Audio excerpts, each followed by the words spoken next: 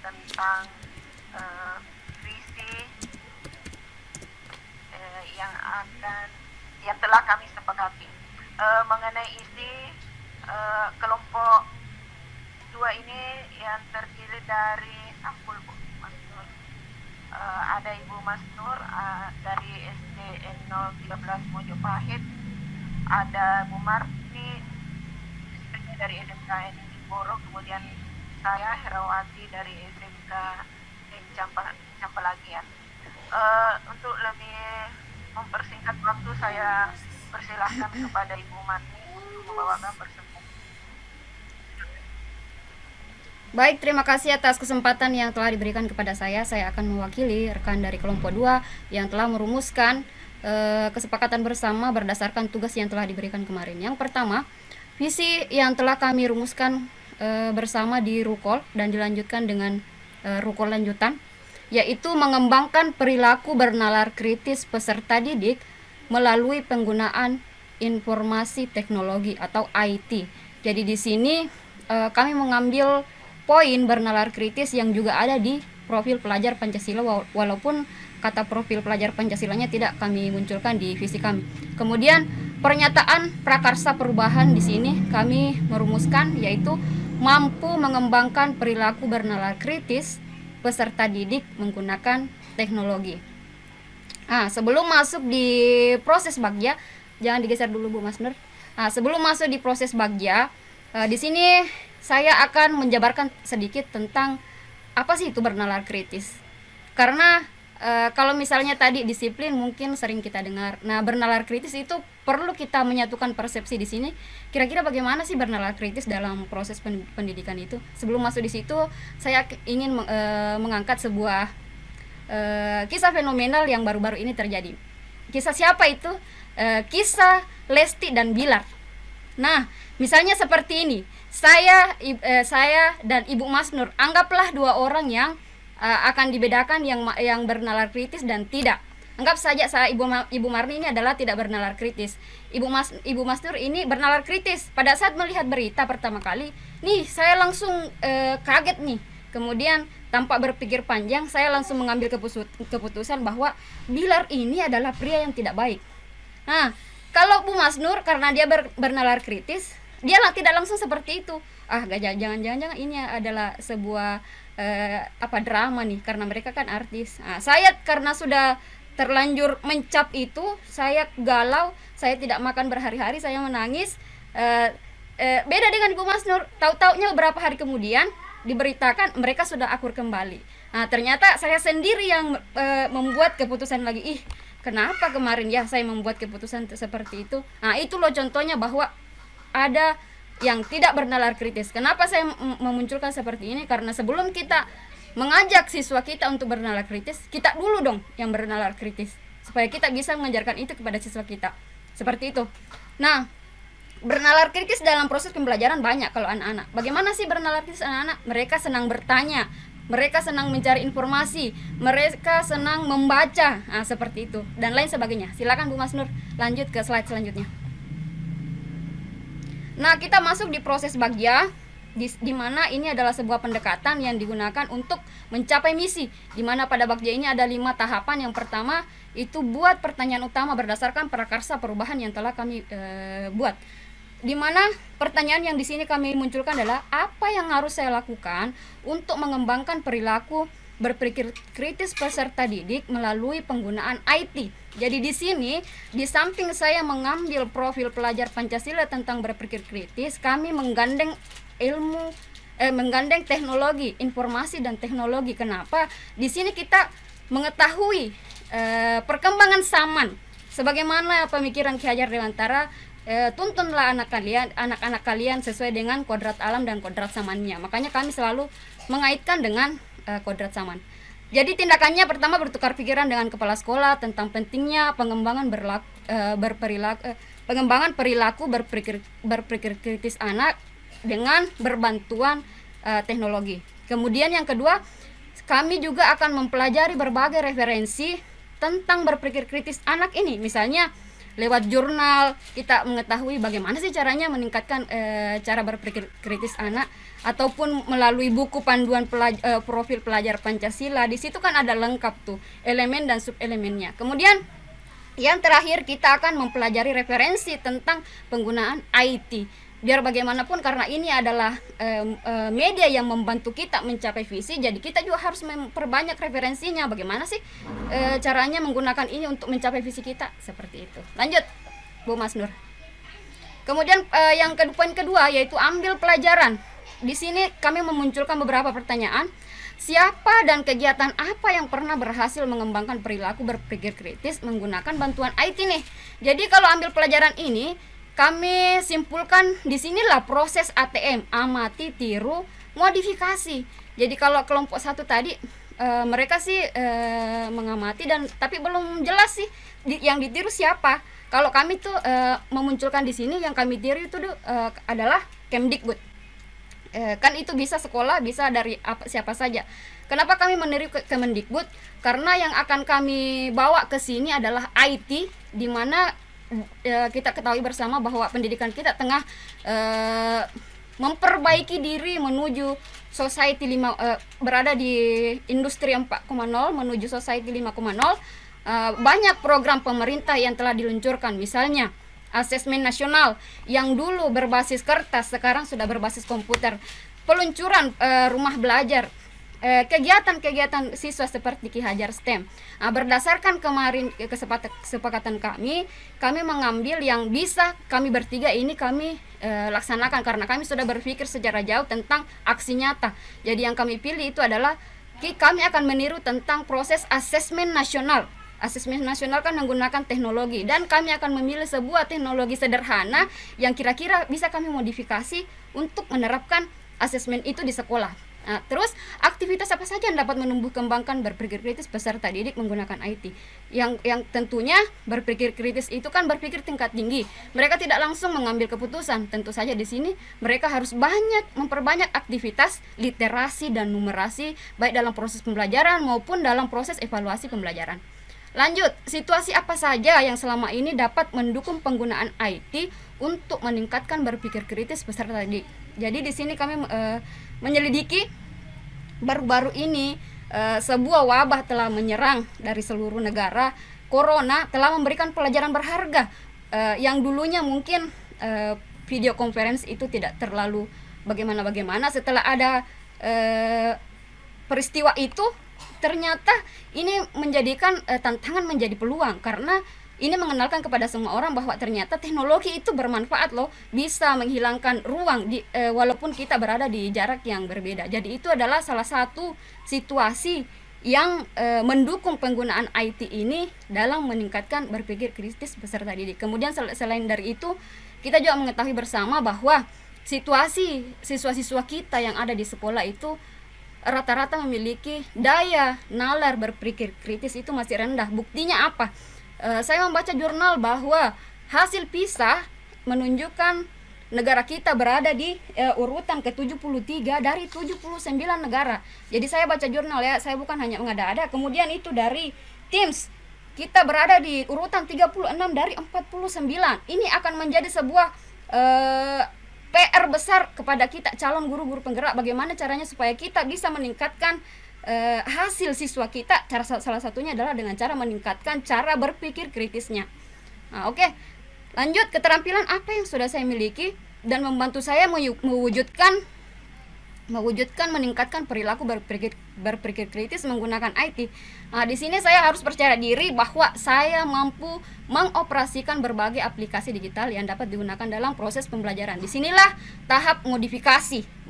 Jadi kalau misalnya Kemendikbud membuat asesmen nasional AKM itu dengan LMS yang cukup padat, ya saya yang sederhana aja dulu pakai Google Form. Seperti kesepakatan saya kemarin dengan Ibu Mas Nur, kami akan menggunakan Google Form saja karena Google Form kan juga bisa digunakan untuk membuat soal asesmen seperti itu. Disitulah modifikasinya.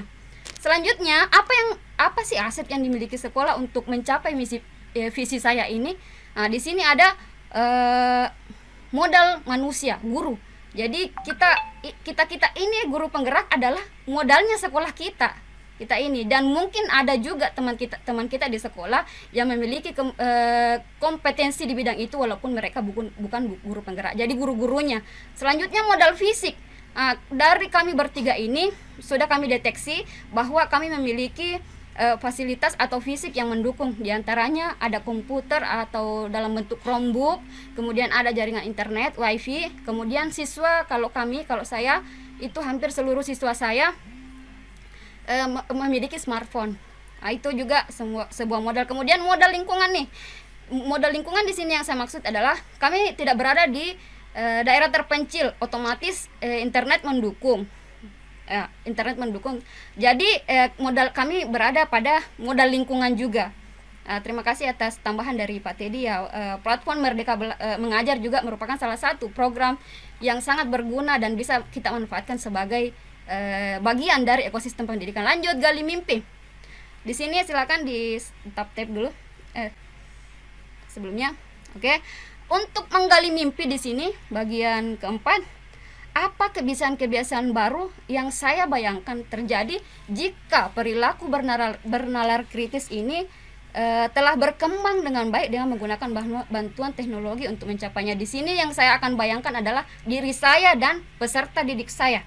Yang pertama itu akan membuat deskripsi sikap saya dalam merespon hasil belajar anak lewat survei. Jadi di sini saya akan lebih toleran dan saya akan menggunakan kemampuan saya secara maksimal untuk mengambil pelajarannya, bukan untuk menghakiminya. Misalnya anak-anak banyak yang tidak mampu menyelesaikan soal-soal dengan baik, banyak yang belum meningkat daya nalarnya. Ya saya jangan dihakimi dong, saya harus bisa memahami dan jangan langsung dihakimi, ambil saja pelajarannya bagaimana. Lanjut, membuat daftar keterampilan baru yang akan saya peroleh dari literatur. Contohnya, saya akan semakin terlatih, saya akan semakin kreatif dalam membuat soal-soal evaluasi yang memuat literasi dan numerasi yang menantang dan memprovokasi anak supaya dia bisa dapat bernalar kritis atau berpikir kritis. Kemudian untuk siswa saya bayangkan nih, saya gambaran sikap dan respon anak atas kekeliruan yang mereka buat melalui wawancara. Jadi saya akan wawancara anak saya. Yang saya bayangkan ini, anak-anak saya tidak akan takut menentukan jawaban karena dia sudah bernalar kritis. Dia tidak akan takut menentukan jawaban karena pasti dia sudah memikirkan itu dengan matang-matang. Kemudian mengambil pelajaran dari setiap kesalahannya. Misalnya dia salah nih, oh ternyata saya salah, saya harus perbaiki nih. Itu yang saya bayangkan. Kemudian berupaya memperbaiki dan berani meningkatkan daya bernalar kritis yang lebih baik. Jadi dia setelah mengetahui bahwa dia salah, dia akan melakukan perubahan yang jauh lebih baik. Next. Masuk ke tahap jabarkan rencana. Jadi rencana apa nih yang kami lakukan? Yang pertama, apa langkah paling sederhana atau langkah pertama yang bisa dilakukan untuk meningkatkan perilaku bernalar kritis peserta didik menggunakan IT? Jadi di sini karena kami berfokus pada asesmen, proses evaluasi menggunakan bantuan IT, anggap saja misalnya ulangan harian menggunakan Google Form. Jadi apa langkah pertama? Yang pertama, saya akan membuat daftar pertanyaan untuk berdialog dulu dengan anak-anak. Misalnya begini, karena di sini ada dua sisi yang saya angkat antara bernalar kritis dan teknologinya. Jadi pasti saya bertanya tentang kedua hal itu. Pertama, apa sih manfaatnya anak-anak memiliki perilaku bernalar kritis dalam menggunakan teknologi? Jadi saya akan gali dulu apa pendapat dari anak-anak saya. Kemudian kedua, saya akan menanyakan kepada anak saya, berdialog dengan anak saya, apa saja sih contoh kegiatan yang dapat meningkatkan perilaku bernalar kritis menggunakan IT dalam pembelajaran. Di situ saya akan mendapatkan gambaran bagaimana mereka mengungkapkan hal itu tentang bernalar kritis dan penggunaan IT. Kemudian apa langkah dan terobosan yang bisa dilakukan untuk menguatkan praktik nyata.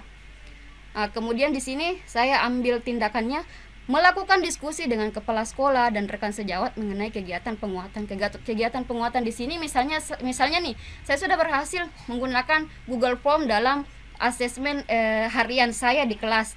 Kegiatan selanjutnya yang lebih besar, saya rencanakan melakukan simulasi asesmen nasional menggunakan Google Form ini, karena saya sudah berhasil nih sebagai penguatannya yang lebih jauh. Saya melakukan kegiatan yang lebih di atas lagi, yaitu asesmen nasional yang saya laksanakan seperti itu.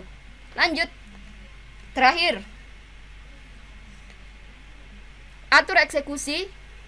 Atur eksekusi di sini pertanyaannya, siapa yang bisa mengarahkan dan memantau saya dalam menerapkan aksi mengembangkan perilaku berpikir kritis peserta didik menggunakan IT. Jadi di sini saya akan melibatkan orang-orang lain ketika saya melakukan kegiatan ini, baik itu secara skala kecil di kelas ataupun misalnya berupa kegiatan yang kayak tadi, kegiatan asesmen di sekolah secara mandiri.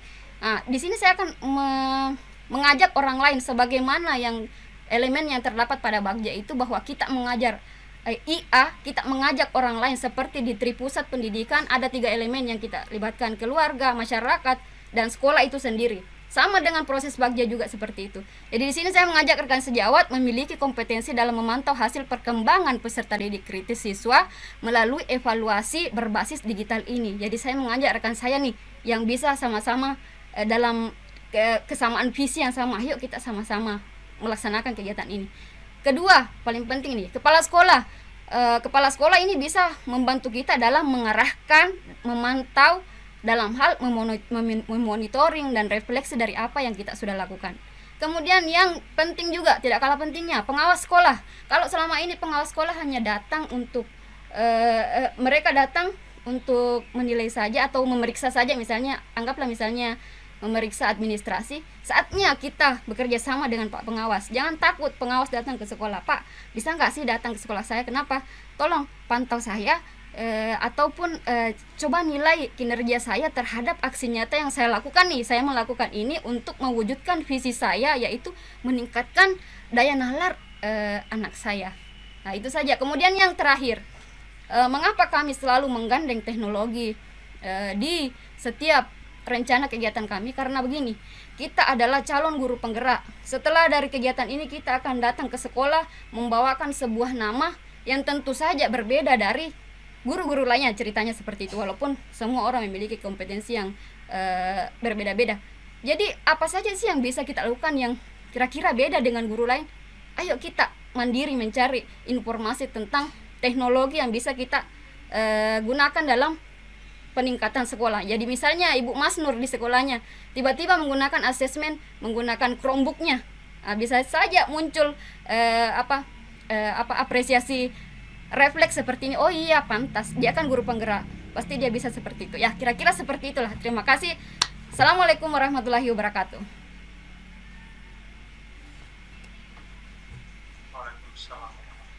Terima kasih. Assalamualaikum warahmatullahi wabarakatuh. Oke, terima kasih kepada Ibu Marni yang telah memberikan penjelasan yang begitu detail. Kemudian selanjutnya masuk di sesi pertanyaan. Kesempatan pertama saya persilahkan kepada Bapak Syahruddin untuk memberikan pertanyaan. Silahkan Pak. Terima kasih atas kesempatan diberikan, sangat luar biasa ya, apa yang dipaparkan. Ingin mewujudkan siswa yang berpikir kritis dalam menggunakan IT. Ini adalah visi yang sangat luar biasa dan saya pikir semua sekolah mau itu. Kemudian tadi disampaikan bahwa kenapa selalu menggandengkan IT dengan apa yang ingin dicapai, karena kita ini guru penggerak. Salah satu hal yang saya pahami bahwa visi ini merupakan hasil dari kolaborasi semua elemen di sekolah. Nah, ada beberapa masalah ya, terutama di sekolah saya, tapi kemungkinan juga di sekolah Bapak dan Ibu akan terjadi. Yang pertama itu kurangnya fasilitas teknologi. Ya. Kemudian masih adanya beberapa guru yang tidak mampu memiliki digital mindset. Oleh karena itu, bagaimana cara dia mampu membawa siswanya ke berpikir kritis dengan penggunaan IT, sementara dia sendiri tidak mampu untuk menggunakan IT tersebut. Mungkin itu adalah masalah. Nah, bagaimana tanggapan dari kelompok 2 ini? Terima kasih.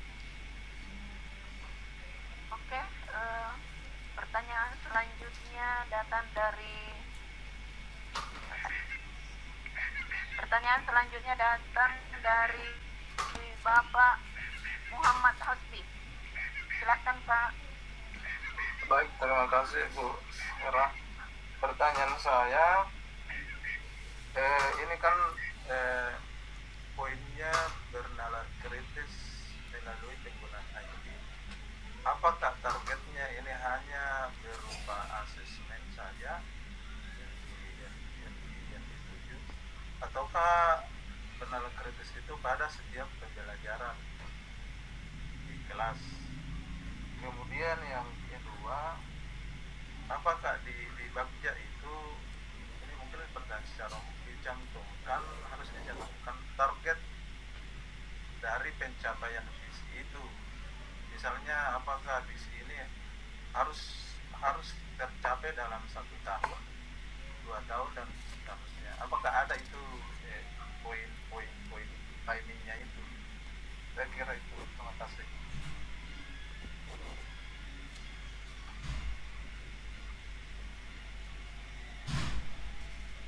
Silakan Ibu Mas Nur mungkin supaya kita berbagi juga. Sebentar saya juga mau tambahkan.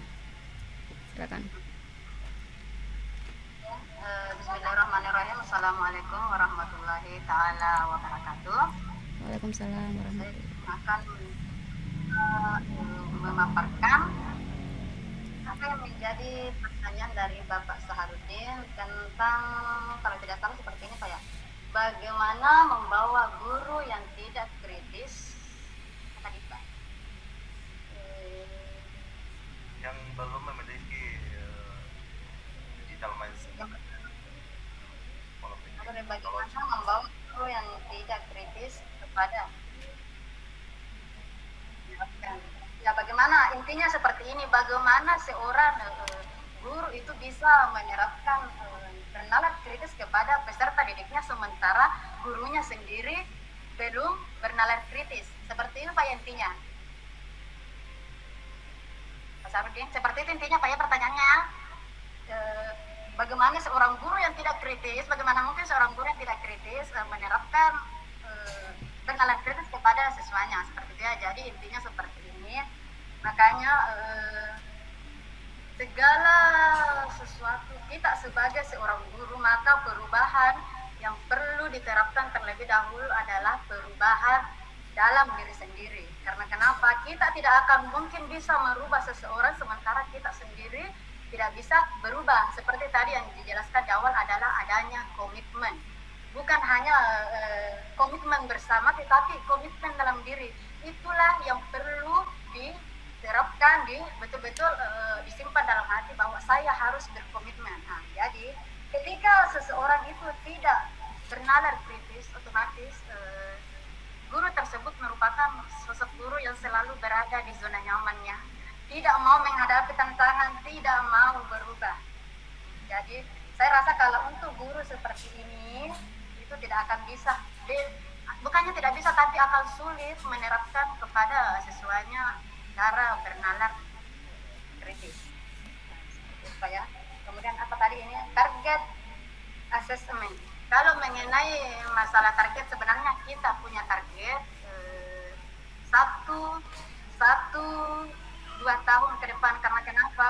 Awalnya saya mengangkat penggunaan IT ini menjadi sebuah visi. Karena kenapa? Ke depan ini anak-anak dituntut untuk menghadapi yang namanya asesmen nasional ya, AKM yang berbasis IT. Jadi ketika anak-anak tidak mengenal, buta dengan penggunaan IT, otomatis akan kewalahan pada saat melaksanakan asesmen. Nah, bukan hanya dibingungkan oleh pertanyaan-pertanyaan, maka itu akan sangat berpengaruh pada proses selanjutnya ketika anak merasa kebingungan. Seperti itu Pak. Terima kasih banyak. Assalamualaikum warahmatullahi wabarakatuh. Waalaikumsalam warahmatullahi wabarakatuh. Boleh saya tambahkan, Ibu Hera? Mana Ibu Hera? Ya, saya langsung tambahkan saja ya, karena Ibu Hera tidak menyahut. Menanggapi pertanyaan dari Pak Syahrudin, bagaimana nih kalau misalnya ada teman yang tidak memiliki digital mindset? Pertama dulu, kami akan menyampaikan, yang kami presentasikan ini adalah visi kami bertiga. Visi kami bertiga dengan mengetahui dengan mengidentifikasi masalah dan potensi yang ada di sekolah kami. Jadi ada masalah dan ada potensi kami, yaitu kami memiliki aset fisik, aset modal fisik seperti itu, sarana dan prasarana. Lalu kemudian, jadi bagaimana kalau sekolah saya ini tidak memiliki sarana dan prasarana yang memadai dan mungkin agak susah? Ya jangan dijadikan visi, ya. Jadi untuk selanjutnya lagi, kalau misalnya begini, ada nggak solusi kalau kira-kira kami nekat nih mau menjadikan visi? Juga ada. Caranya bagaimana? Kita mulai dari diri kita sendiri. Kalau kita mau IT ya, kalau kita mau IT kan biasanya berhubungan dengan jaringan internet. Selama kita bisa berada di tempat yang tidak terpencil, anggaplah ada jaringan di situ, pakai saja beberapa, misalnya 1 HP atau 2 HP, kita tethering saja. Misalnya saya begitu, saya biasa tethering kepada siswa saya, yang penting mereka bisa melihat esensi dari apa yang ingin kita laksanakan. Terima kasih. Kemudian untuk Pak Hasbi, apakah ini hanya digunakan untuk asesmen? Jawabannya tidak, karena sebelum masuk di asesmen pasti ada proses sehingga anak-anak bisa bernalar kritis saat menyelesaikan soal-soal high order thinking skill misalnya di asesmen itu. Jadi pasti dilakukan juga dalam proses pembelajaran. Target kecil, jadi bisa dilihat dari setiap setiap proses pembelajaran, misalnya per bab dilakukan evaluasi. Nanti di situ akan dilihat, itu tahapannya akan dilihat itu apakah dia semakin meningkat atau stagnan saja di situ. Jadi pasti ada targetnya seperti itu. Dan tidak bisa difinalisasi misalnya 1 bulan 2 bulan, karena tergantung materi yang sama-sama materi yang kita bawakan. Beda materi saya, beda Bu Masnur, beda Bu Hera. Terima kasih. Terima kasih. Suprano. Terima kasih Bu Ya, silakan. Marni. Selanjutnya saya memberikan kesempatan kepada Ibu Suprana untuk memberikan pertanyaan. Silakan Ibu Suprana. Ya baik, terima kasih atas kesempatan yang telah diberikan kepada saya. Mohon maaf, Bu Agama, Bu Masnur, yuk. Oke, pertanyaan saya di sini cukup sederhana. Nah, di mana di tahap di perencanaan, di situ kan saya melihat dari berdasarkan pemaparan dari kelompok 2, di sub pertanyaannya mengatakan membuat daftar pertanyaan untuk berdialog dengan anak-anak. Oke, tindakannya itu sudah jelas, yaitu dengan bertanya apa manfaat jika anak memiliki perilaku bernalar. Kemudian yang kedua, apa saja contoh kegiatan yang dapat meningkatkan perilaku bernalar ini. Pertanyaan saya, karena ini kan sub pertanyaannya berdialog dengan anak-anak, dialog seperti apa yang bisa membangun untuk memberikan dorongan kepada peserta didik agar anak tersebut bernalar kritis. Terima kasih. Kepada moderator saya kembalikan. Oke, terima kasih pertanyaannya Ibu Suprana. Saya persilahkan langsung kepada Ibu Marni untuk menjawab. Baik, terima kasih karena langsung Dari tadi sudah manggut. Oke, langsung saja. Ya, langsung saja untuk mempersingkat waktu.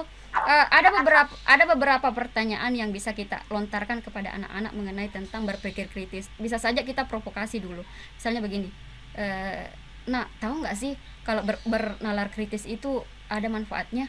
Nah, misalnya nanti mereka akan memunculkan pernyataan tuh. Misalnya ini. Jadi kita kuatkan dengan sebuah contoh. Misalnya kita literasi digital. Bahayanya hoax di media sosial, karena mereka bermedia sosial semua. Misalnya kita mengambil yang sudah terjadi lah, misalnya ada orang yang dipenjara gara-gara menyebarkan hoax di Facebooknya. Jadi kita kasih tahu tuh anak-anak, jadi dalam mengambil keputusan harus bernalar kritis. Bernalar kritis itu artinya sebelum mengambil keputusan pikirkan baik-baik dulu, ada tahapannya. Ini benar atau tidak, sumbernya benar atau tidak. Jadi kalau tidak benar jangan di-share, karena itu akan menimbulkan sesuatu yang membahayakan diri sendiri. Seperti itu kira-kira yang saya singkatnya ya, karena banyak sekali sih sebenarnya yang bisa kita dialog dengan anak-anak, banyak materi yang bisa kita angkat supaya anak-anak bisa mengetahui tentang bagaimana sih meningkatkan daya bernalar kritis. Begitu juga dalam proses pembelajaran. Jadi kalau misalnya begini, kalau dalam pelajaran matematika itu, karena saya belajar matematika, saya arahkan dulu deh, kemudian saya pancing supaya membuat pertanyaan sehingga anak-anak semakin banyak berdiskusi dan bertanya. Seperti itu, berarti dia sudah bernalar kritis. Terima kasih Bu Sukrana.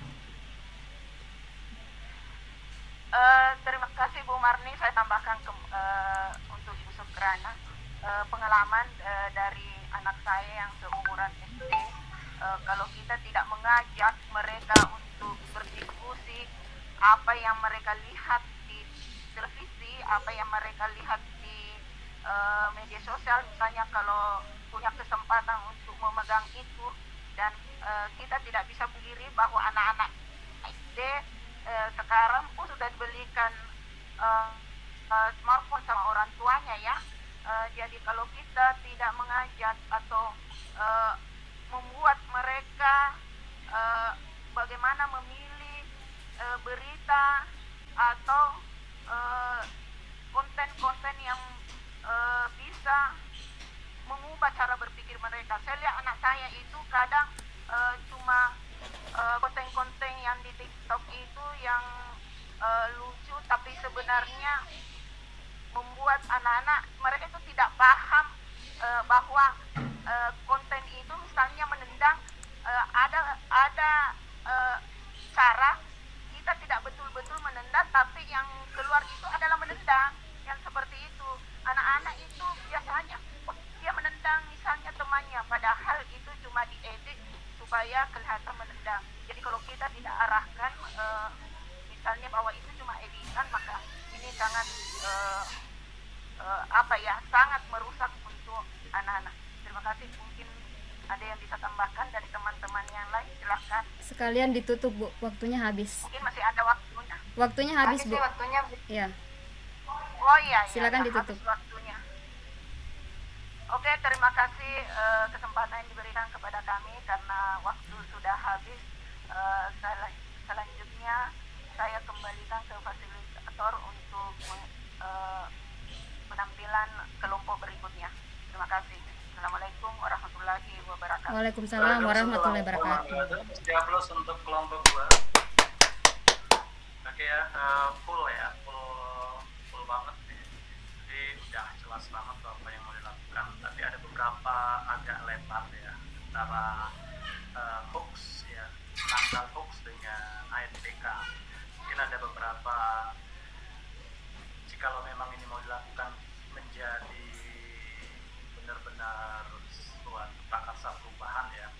Prakarsa perubahannya itu untuk menangkal hoax itu seperti mengarah pada program OSIS atau program sekolah yang mengarah pada bagaimana menangkal hoax ya.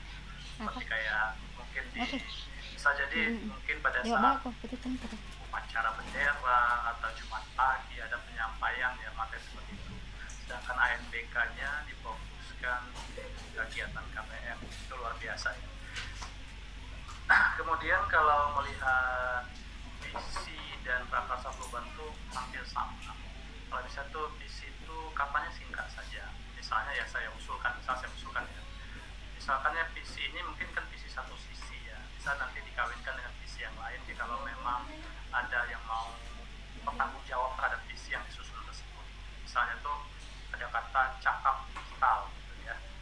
Kata cakap digital ini dalam artian ya, dia kan untuk kata cakap itu artinya sudah mencakup penalaran kritisnya, punya keterampilan melakukan IT dan situ. Jadi pada saat prakarsa perubahan baru ke kata yang dimunculkan. Itu usul saya ya, Bu Marni, Bu Masud dan Bu Heran. Luar biasa, udah ada gambaran goalnya mau seperti apa. Kemudian yang ditanyakan Pak Syahrudin itu adalah apa yang nggak beralasan Pak ya. Saya rasa anak handphone itu kecil dari ya, pengecilan dari komputer Pak ya. Smartphone hari ini yang harga 1 juta, kalau beli second bisa di harga 600, 500 ribu. Itu sudah bisa browsing, sudah bisa aplikasi Canva. Itu istilahnya omong kosong lah kalau